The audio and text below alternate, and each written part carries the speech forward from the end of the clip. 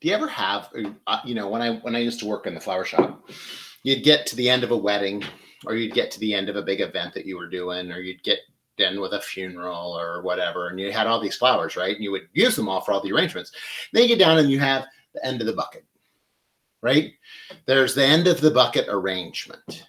And people would always, and I always loved it because I feel like it's a challenge, number one. But then other people would put that end of the bucket back in the cooler, and it had one of everything, one of this, one of that, a couple of these, broken one of this, whatever, all back in the cooler. And then your cooler would end up being full of those, right? Hated that. I always was like, no, it's a challenge. Let's see what we make with the end of the bucket. And so today I have done a bunch of projects, and I have an end of the bucket. So let's make an end of the bucket arrangement and make something beautiful with it, right? Because that's what we can do. We don't need to throw away those things. We got those things. We can do fun stuff with them. We can be creative, and we can work with it. Since it's the end of the bucket, I'm using this vase that I have, and it's tapered shaped. So I don't need as many flowers up here, and then I can, have things spill out. I also like that it's angled a little bit because I've got some grass in here, and that grass is going to be part of what I'm going to be looking at too and using up. In fact, we're going to start with that. We're going to start with the variegated foliage that we have, the variegated grass in here. It's one of my favorite bushes in the yard because it has a variegated grass. I just love it. I want more of this. I've got several different types of grasses growing in the yard. I also have another one that gets bunny tails on it, and I just love that one too. It's really pretty. And so I'm just trying to pick through here a little bit and make sure that I'm getting anybody that's broken. Although that's not necessarily all bad, right? If they're broken and stuff. But it's also razor grass, so you got to be careful when you're picking at it so that you don't pull it and, cut your hand, because that's bad. But I like it. And look at that's kind of fun, isn't it? That it's just all kind of dancing in front of your. I like deadheading it too. Deadheading is one of my very favorite things in the garden. Because when I deadhead, then I know that things are going to look better and things are going to get prettier. And, I could drop this in here like this, but I'm going to drop it in at an angle. And I am going to use my bypass cutter from our friends at Dram. I'm just going to cut that all at one length. And I'm going to put it in to the side. Now, look, I got one here that's kind of, and this one's very disheveled looking. Has to go. This one is too. So at the end, all weird. Okay, but everybody else looks pretty good. Okay, so that's coming out this side. Then, look, I have a couple of hosta leaves. Love that. So I'm going to put those in layered on top of one another, the opposite direction. I've layered them, right? So that they're like with each other. When I go out and cut these in the garden too, what I will do is I try and look, because my hostas are kind of close together, and this year they are enormous. They're like this big around. So if they're laying over the top of somebody else, I will just grab a whole section and cut it off and bring it all inside. And so that it gives the other plant next to it a little bit of room, and then it kind of keeps everybody, on their toes and looking their best. And I think that works out well. And plus there's areas too, like where the dogs run through, because the dogs they get the garden, they're allowed in the garden just like everybody else. And so sometimes there's places where they run into them and stuff. So I will nip those away too to give them and Ladybird likes it when there's secret passages underneath there, because she hunts for the chipmunks, right? She never catches them, but she hunts for them. And it's a wonderful, wonderful thing for her to hunt for chipmunks. So there's that. And, oh, look, here's another one. Here's another hosta leaf. This is a variegated one. It's going to go in on this side. It's going to go in over here. In fact, I kind of want him under. You know what? I'm going to go on top of those. There. That's kind of fun. Can you see that? So these guys are coming off this direction. This guy's here, and then these two are laying over here. Okay, that's pretty fun. Okay. Then I have a few stray magenta peonies. Look at what's down inside here.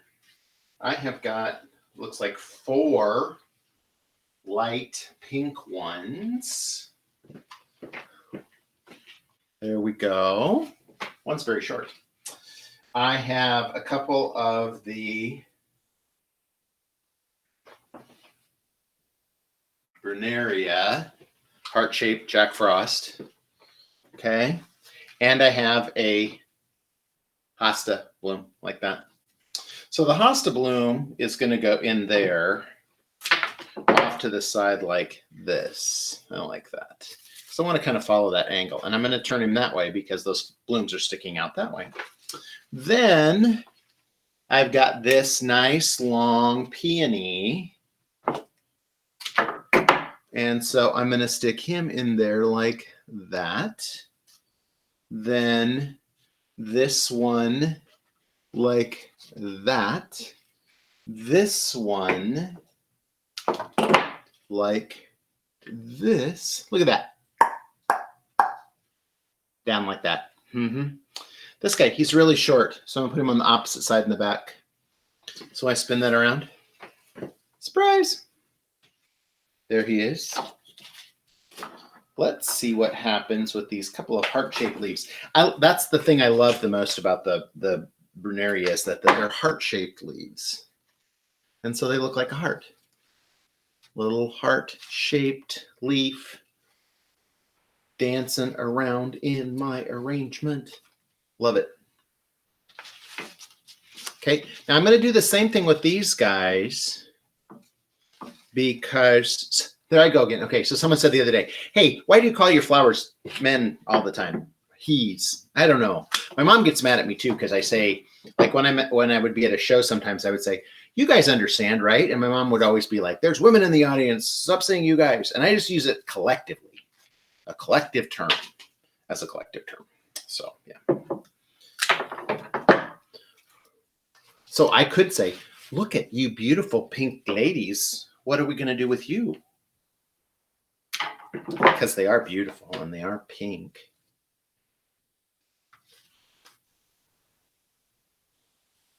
Oh, look at, that's fun.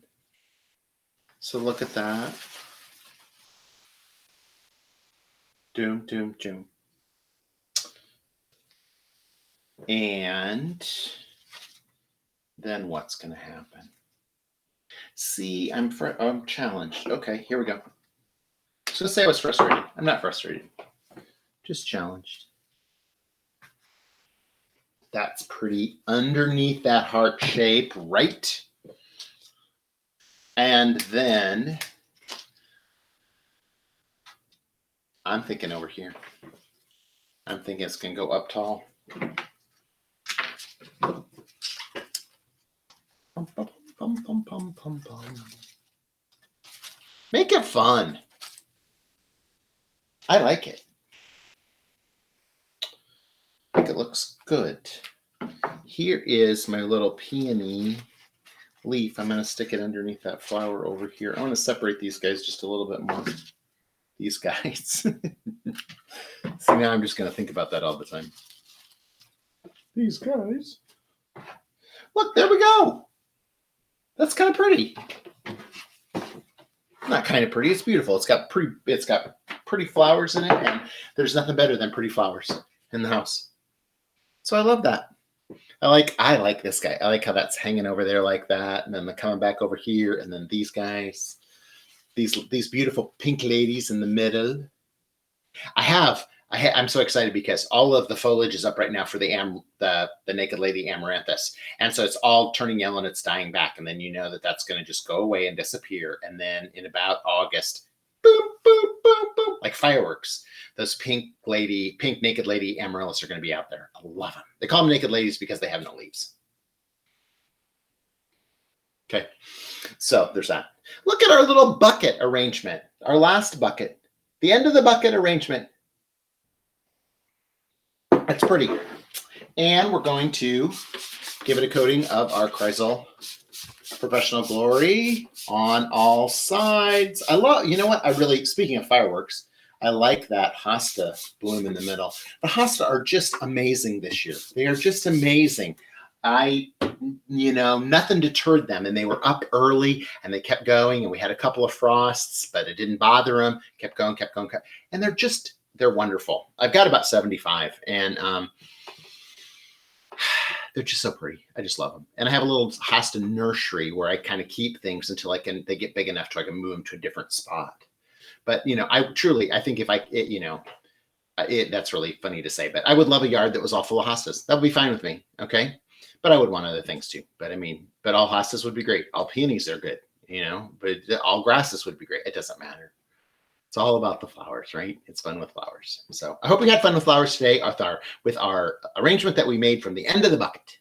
And until next time, if you make an arrangement with the end of the bucket from the end of your bucket, send me a picture. I want to see it. The letter J at ubloom.com. J@ubloom.com. Because I want to see what you make with your last of the bucket arrangement. It's fun. See what you do. All right. Until next time, keep having fun with flowers.